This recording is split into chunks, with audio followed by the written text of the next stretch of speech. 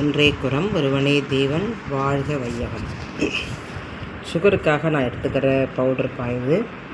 மல்லியும் வெந்தயத்தையும் வறுத்து பொடி பண்ணி வச்சுருக்கேன். இது கல்ல ஒரு குட்டி ஸ்பூன் போட்டு தண்ணி வாயில் ஊற்றிப்பேன்ப்பா. இது கருஞ்சீரகம், வெந்தயம், ஓமம் மூணுத்தையும் வறுத்து பொடி பண்ணி வச்சுருக்கிறேன்.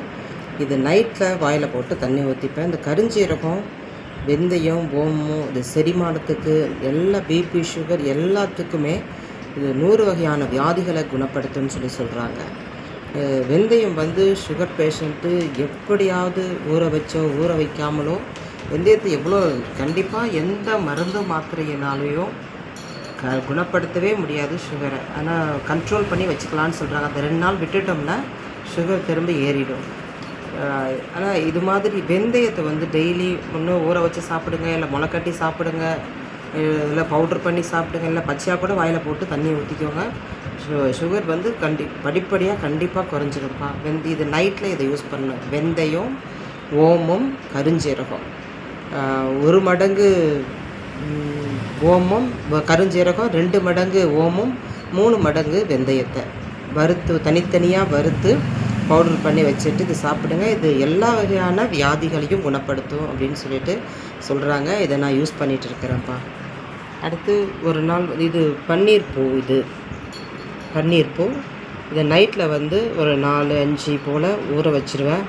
காலையில் இதை எடுத்து போட்டுட்டு தண்ணியை குடிச்சிடலாம். ப்ளட் சுகர் லெவலை இது கம்மி பண்ணும். இது ஒரு நாள் குடிப்பேன். ஒரு நாள் வெந்தயத்தை நைட்டு ஊற வச்சுட்டு அதை ஒரு நாள் காலையில் எழுந்து தண்ணி குடிப்பேன். இட்லி தோசைக்காக அது மாவு அரைக்கும் போது நைட்லேயே முதல் நாள் பிளான் பண்ணி அதை ஊற வச்சுட்டு இந்த தண்ணியை குடிச்சிட்டு அது வெந்தயத்தை உளுந்தில் போட்டுருவேன். வெந்தயத்தை சாம்பார் வைக்கிற பருப்பில் கூட கொஞ்சம் பிடிச்சதுன்னா போட்டுக்கலாம்.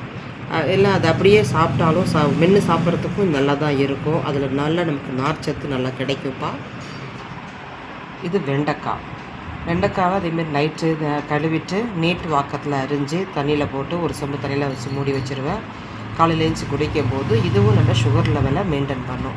கண்டிப்பாக எவ்வளோ காஸ்ட்லியான மருந்து மாத்திரைனாலும் சுகரை ஒன்றும் பண்ண முடியாது. இன்சுலின் எதுவும் மெயின்டைன் பண்ணிகிட்டே வரலாம். இதெல்லாம் பண்ணும்போது படிப்படியாக நம்ம சுகர் லெவலை குறைக்க முடியும்ப்பா. வணக்கம்ப்பா.